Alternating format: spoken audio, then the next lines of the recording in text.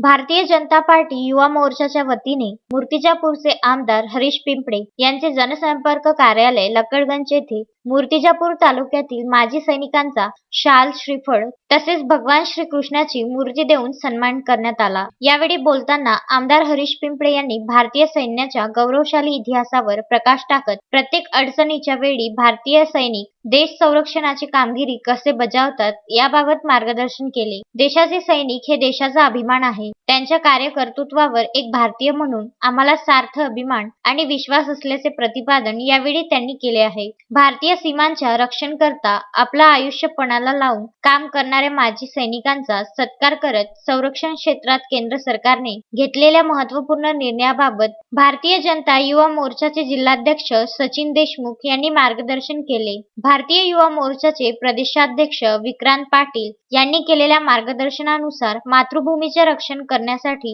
अत्यंत थंड, दुर्गम आणि प्रतिकूल वातावरणात परिस्थितीचा सामना करणाऱ्या आपल्या सशस्त्र दलांच्या शौर्याचे स्मरण तसेच समर्थन करीत लडाखचे खोरे आणि संरक्षण क्षेत्राचे आधुनिकीकरण या विषयावर मान्यवरांची भाषणे झाली। यावेळी आमदार हरीश पिंपळे, युवा मोर्चाचे अकोला जिल्हाध्यक्ष सचिन देशमुख, भारतीय जनता पार्टीचे तालुकाध्यक्ष भूषण कोकाटे, युवा मोर्चाचे तालुकाध्यक्ष पप्पू मुळे, शहराध्यक्ष हर्षल साबळे, कमलाकर गावंडे यांच्या हस्ते अशोक चौधरी, कैलास चावरे, सुभेदार प्रभाकर इंगळे, नायक महादेव भगत, दामोदर उघडे, गुलाब बोळे यांचा शाल, श्रीफळ व मूर्ती देऊन माजी सैनिकांना सन्मानित करण्यात आले। या प्रसंगी कार्यक्रमाला राजू कांबे, अमित नागवान, बबलू भेलोंडे, राहुल गुल्हाने, राम जोशी, राहुल अग्रवाल, आशिष गुंजाळ, लकी अग्रवाल, लखन अरोरा आदींसह कार्यकर्ते व पदाधिकाऱ्यांची उपस्थिती होती। बाळासाहेब गणोरकर, विदर्भ न्यूज, मूर्तिजापूर।